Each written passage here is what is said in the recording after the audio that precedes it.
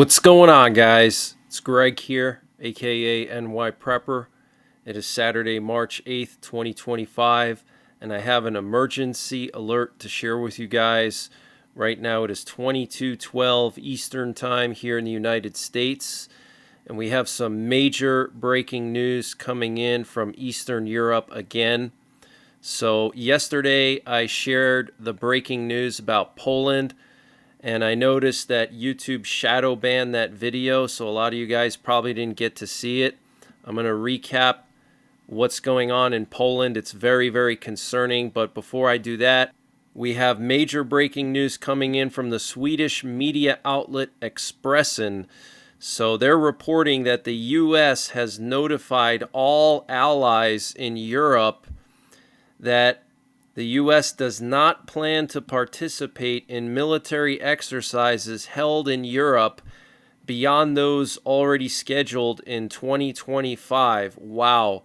Okay, so the U.S. will no longer be conducting joint military exercises with European allies. Okay, so think of all these massive NATO exercises. They just did a few last year. They do them every single year in Poland, in the Baltics, in the Baltic Sea, in Sweden, in Norway, Finland, all those countries that are vulnerable to Russian attack. They do these massive exercises. Well, the U.S. has notified European allies they will no longer be participating in these exercises anymore. And the intelligence services of the Baltic countries, Estonia, Latvia, and Lithuania, believe that Russia is preparing for a long-term confrontation with NATO, and Trump is considering withdrawing 35,000 troops from Germany and redeploying them to Eastern Europe, most likely Hungary. Wow. Okay, so this is absolutely huge news, guys. The U.S. is no longer going to be doing joint military exercises with Europe. And we know that the Trump administration already said earlier this week that they will not protect European allies that are attacked by Russia if those countries are not meeting the 5% GDP spending requirement, which so far only one country in Europe has met that requirement, which is Poland. Okay, so guys, it seems like the Trump administration is basically pulling out of NATO, not officially, because in order for the U.S. to pull out of NATO officially, they need Congress to vote with a majority to pull the U.S. out of NATO. But it seems like Trump is using his power as commander-in-chief to essentially pull America out of Europe, no longer doing exercises with Europe, not supporting European allies if they get attacked. Okay, this is absolutely huge. Okay, and the intelligence services of the Baltic countries saying Russia is preparing for long-term conflict with NATO. And then on top of that, we had the Polish Prime Minister, this guy right here, Donald Tusk, saying that Poland is going to start to train all adult men in Poland for war. I repeat, all adult men in Poland will receive mandatory military training by the end of the year. In the event of some kind of an attack on Poland by Russia, they can use these men as reserves, okay?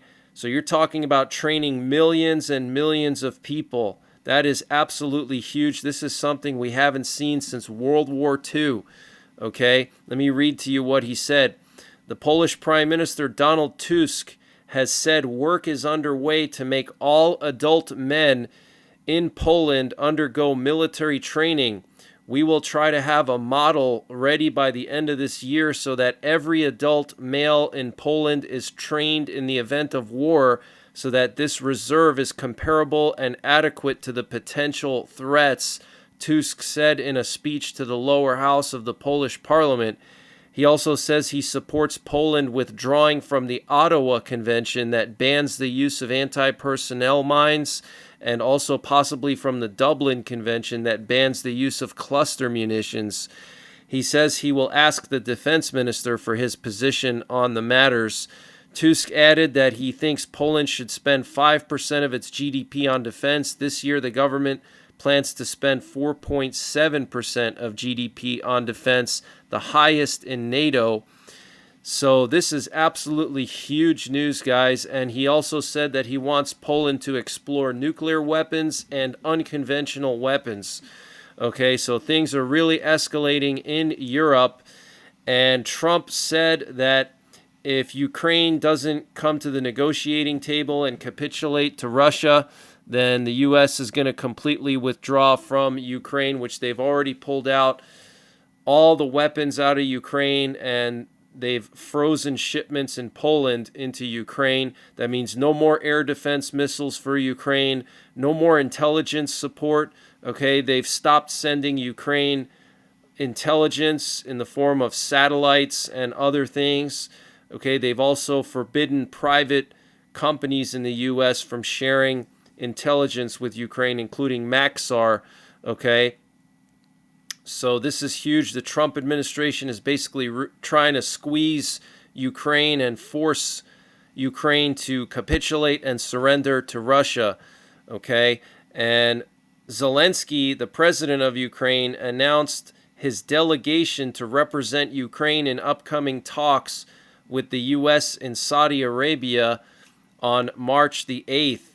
Along with Andriy Yermak, Zelensky's chief of staff, Zelensky wrote on X that Ukraine will also be sending Foreign Minister Andriy Sybiha, Defense Minister Rustem Umerov, and Deputy Head of the Presidential Office Pavlo Palisa.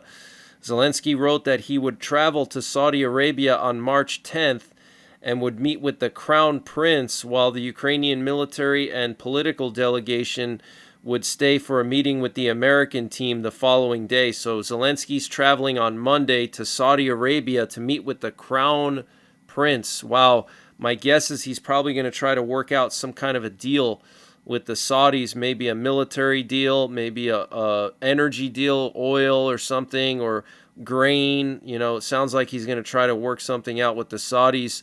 And then the Ukrainian diplomats and military representatives will be meeting with the American side on Tuesday. But what's interesting is that the Ukrainians are meeting in Saudi Arabia with the Americans and not in America. So the Ukrainians are not flying to the U.S. to meet with the U.S., which is typically what they've done in the past. So they're meeting on neutral ground, which is really a sign that the Ukrainian government and the U.S. government right now, the Trump administration and the Zelensky administration, are not getting along at all, okay? And the U.S. delegation will reportedly include Trump's envoy to the Middle East, Steve Witkoff, Secretary of State Rubio, and the National Security Advisor, Mike Waltz. Let me just play this clip for you of Trump talking about the situation in Ukraine. This was on Friday. Good job. We're doing a good job. Mr. President, in regards to the pause on military assistance to Ukraine, you put out on your social media post today that Russia is pounding Ukraine. That's right. Why not provide Ukraine with air defenses? And what happens, Mr. President, when Ukraine runs out of Good question. Because I have to know that they want to settle. I don't know that they want to settle. If they don't want to settle, we're out of there, because we want them to settle. And I'm doing it to stop death. More important than anything else. Secondarily, way down the line is the money. So we're in for $350 billion, and Europe is in for $100 billion. They should be in for the same or more than us. And, you know, I watched over the last week or so what's going on in Europe. This thing could end up in World War III if we don't get it settled. This could really end up in a World War III. We got to get it settled. So they asked him, why not provide Ukraine with air defenses? And his reply was because he's not sure that Ukraine wants to settle. And by settle, basically means Ukraine surrendering, okay? Surrendering their land, giving it up, hanging up their weapons, and basically giving in to all of Russia's demands, okay? But very, very serious, guys. Ukraine no longer has air defense missiles from the U.S. They're not going to be getting spare parts for the F-16s or any kind of maintenance. So whatever weapons they have, that's it. If they get destroyed, if they need to be fixed, if they need more missiles for them, like for the F-16s or the HIMARS or the PATRIOT missiles, they're not going to get them, okay? So this is very, very concerning, and it looks like Trump is opening up Europe to a full-scale attack by Russia. Okay, the U.S. is no longer going to support European allies that don't meet the 5% of GDP, which basically no country in Europe right now is meeting that requirement. They're going to stop any kind of joint military exercises with Europe. So this is absolutely huge news, guys. Okay. And France said that they're going to provide Ukraine with 195 million euros in military aid using the interest accrued from frozen Russian assets, French Defense Minister Sébastien Lecornu told La Tribune in an interview published on March the 8th. And Maxar Technologies has now confirmed, reporting from Thursday, that they have temporarily suspended Ukraine's access to satellite imagery at the request of the U.S. government. And guys, right after the Trump administration suspended intelligence sharing with Ukraine, forbid all allies to share intelligence with Ukraine, and forbid all the commercial companies from doing that, Russia launched a huge attack, okay, just 3 days after. On Thursday, they launched a massive attack on Ukraine, taking full advantage of the situation, okay? So this is very, very dangerous for Europe and for Ukraine. The Ukrainian soldiers are not going to be able to see who they're fighting against because they don't have access to satellite imagery. They don't know where the Russian positions are. They're not going to know where the Russian bombers are located when they're getting ready to launch attacks, so they won't have advance notice of Russia preparing massive bombing runs on Ukraine like Thursday night. So this is very, very serious. Trump is really trying to twist Ukraine's arm and force them to surrender, but I don't think Ukraine is going to do it. Okay, they've made it very clear that they're not going to surrender without security guarantees, and Trump doesn't want to do that. So there's not going to be any peace deal. I've said it before and I'll say it again. There's not going to be a peace deal. The war is going to continue on, and it's going to spill over into NATO countries, and it could happen as soon as this year. Okay, Russia is going to be doing a massive exercise in Belarus later this summer with 150,000 Russian troops. Okay, and Belarus has now called up reserves, and they're doing an exercise with redeploying forces towards the border of Poland and Lithuania. So the war drums are beating, guys. Get prepared. There's not going to be any miraculous peace. Okay, get prepared. Make sure you have a nuclear war survival plan. Check out my nuclear war survival videos. I have over 50 of them. Okay, make sure you have a fallout shelter you can get to in a short period of time, and at least 2 weeks of food and water that you can bring with you into that shelter. And Russia launched a large drone attack in Ukraine tonight. A large fire erupted at a critical infrastructure facility in Zaporizhia Oblast in Ukraine. And also, Ukraine struck a metallurgical plant in Lipetsk and an ethanol plant in Voronezh in Russia. So Ukraine striking back, hitting a metallurgical plant and an ethanol plant. And Russia just issued flight restrictions for some reason in Kazan, Astrakhan, and Nizhny Novgorod. Very interesting. And here's a picture of that infrastructure object that was hit by the Russians today, some kind of a drone attack. Okay, massive fire there. So Russia is continuing to strike Ukraine's energy. On Thursday, they launched that huge attack with dozens of drones and missiles. Actually, they launched like 200 drones and several dozen missiles. Ukraine shot down about half of the missiles, but they did hit some gas infrastructure and some electrical infrastructure. And here we have the flight of a Russian Air Force open skies plane, and it's heading down towards Kapustin Yar, which is the facility where Russia launched the Oreshnik from several months ago. Okay, and what's interesting is that one of the flight restrictions that Russia has tonight is in Astrakhan, which is not far from Kapustin Yar, and then they have this open skies plane heading down towards the Kapustin Yar area. Now, this particular plane is the equivalent of a U.S. Cobra ball.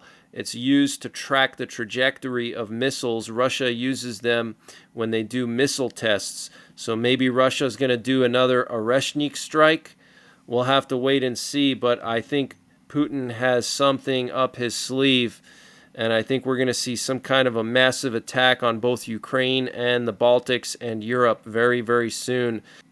And I want to remind you guys that Russia said that they would not accept any European forces in Ukraine as peacekeepers, okay? So the UK and France have already said that they're willing to send up to 40,000 troops to Ukraine to protect strategic sites and big cities so Russia can't advance and take these areas over. Well, the foreign minister of Russia said that Russia will not allow European troops to be in Ukraine. And also the other day, the Europeans also proposed a no-fly zone over Ukraine with the deployment of up to 120 European fighter jets to patrol the no-fly zone in Ukraine. So guys, this is really escalating rapidly. Get prepared, okay? Wake up. There's not going to be any miraculous peace deal. This conflict is going to continue, and more importantly, there's going to be a conflict between Europe and Russia. It's just a matter of when, not if, okay? The Europeans just passed an emergency defense fund of $1 trillion, guys, okay? That is huge, okay? So Europe is preparing for a war with Russia, and the Trump administration vetoed a Canadian proposal to create a G7 task force against Russia's shadow fleet of oil tankers. And authorities in Russia's Dagestan and Chechnya regions have blocked the Telegram messaging app, and the Russian government has been escalating attempts to control online communications recently, blocking the messaging app Signal, and reportedly they're planning to block WhatsApp, and they're curbing access to YouTube. And Iran's foreign minister said that Iran will not negotiate with the U.S. if Trump continues his threatening policy of severe sanctions. And Trump said yesterday that something will happen with regards to Iran very, very soon. And he stressed that his preferred option is a negotiated deal. Okay, so Trump is looking to make a nuclear deal with Iran with the help of Putin. He's already asked Putin to help mediate this deal. So it looks like the U.S. is going to work out some kind of an Iran nuclear deal, guys. And the IRGC commanders have ordered the Iranian military to prepare for a massive blackout due to intelligence that the whole country could go dark soon. So I don't know if that's potentially a U.S. or Israeli attack, but Trump has made it clear that he supports a negotiated plan and not military action versus the Israelis, who really want to strike Iran. I think the latest poll in Israel showed that almost 70% of Israelis support a U.S. strike on Iran's nuclear facilities, and the IAEA said that Iran has already made like 5 centrifuges, okay? And Qatar issued a demand to Israel to give up all their nuclear weapons and place all their nuclear facilities under IAEA control. Yeah, right. That's not going to happen. And as many as 20 Chinese balloons were detected around Taiwan on Wednesday and Thursday, which is a record amount, okay? A record number of surveillance balloons around Taiwan. And North Korea issued a series of threatening statements ahead of U.S.-South Korean military exercises set to begin on Monday. Pyongyang warned that if military threats persist, it would have no choice but to display its strategic deterrence. And Kim Jong-un said, "We will not tolerate naval military activities of parties hostile to our country." And the North Korean leader, Kim Jong-un, recently inspected North Korea's first ever nuclear-powered submarine alongside new large warships still under construction. Kim declared the vessels would be deployed soon and would not be restricted to North Korean waters. Wow. So North Korea now has a nuclear-powered submarine, and they're probably going to put some of their nukes on that submarine. Okay, they just tested a strategic cruise missile, Okay, basically like a Tomahawk missile, a 1,000-mile range cruise missile that they can put nukes on. Okay, they just tested that, and they've already tested submarine-launched ballistic missiles, so I'm pretty sure they're going to outfit this nuclear-powered submarine with nukes, okay?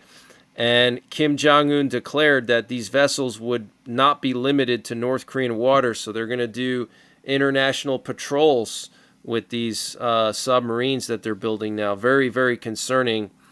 And Bloomberg is reporting that Moscow said they do not oppose the deployment of forces from neutral countries into Ukraine, such as China, to participate in peacekeeping efforts. That's pretty funny. China is a neutral country now.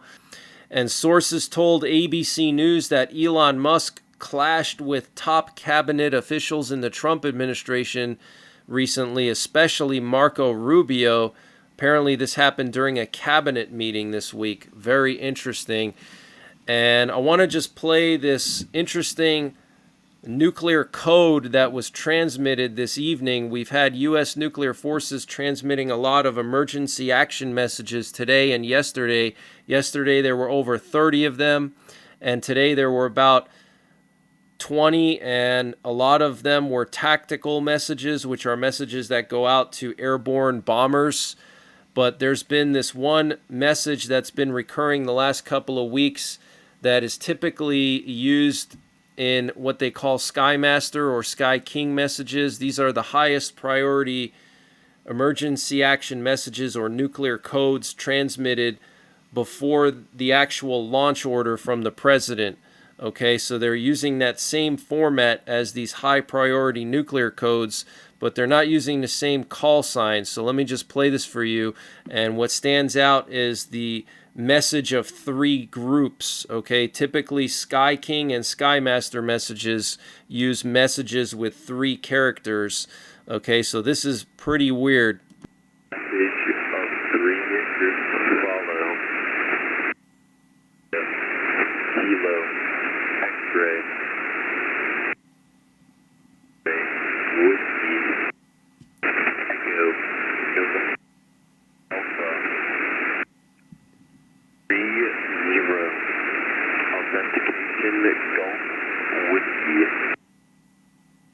And then he also authenticated himself. So I don't know if these are Sky Masters or Sky Kings in disguise with a different call sign.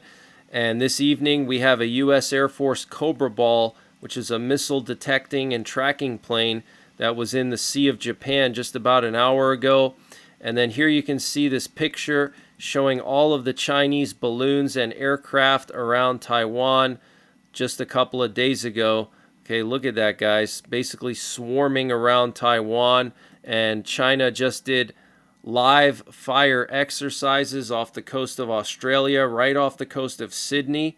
They did live fire exercises that forced Australian planes to divert. Hundreds and hundreds of Australian planes had to divert. And China did not even notify Australia about that. And then just a couple days later, they did live fire exercises right off the coast of Taiwan. And then yesterday we had this U.S. Navy recon drone patrolling the Taiwan Strait. It took off from Guam. And then there was a Chinese Air Force AWACS plane patrolling the Taiwan Strait as well. So things are heating up here in Taiwan. And then here's a picture of Kim Jong-un inspecting this new nuclear submarine. Look at how massive this thing is, guys. Look at how small these people are here. There's Kim Jong-un in the front, and he's a pretty hefty individual. He's, very chubby. And, look at how small he looks compared to this submarine. So North Korea is really arming up like crazy. So all these war fronts are just expanding and escalating. It's not going to get any better, guys. So make sure you're getting prepared. And also make sure you're getting right with God, okay? Because the Bible says that all these things have to happen before Jesus returns, okay? The wars, the pestilence, the famine, okay? It's all written in the Bible. It has to happen before Jesus returns. So nobody on earth can restore peace except Jesus himself, okay? So I'll be back tomorrow with more breaking news. And until the next time, take care, God bless, and don't forget the 3 Ps: prepare, practice, and persevere.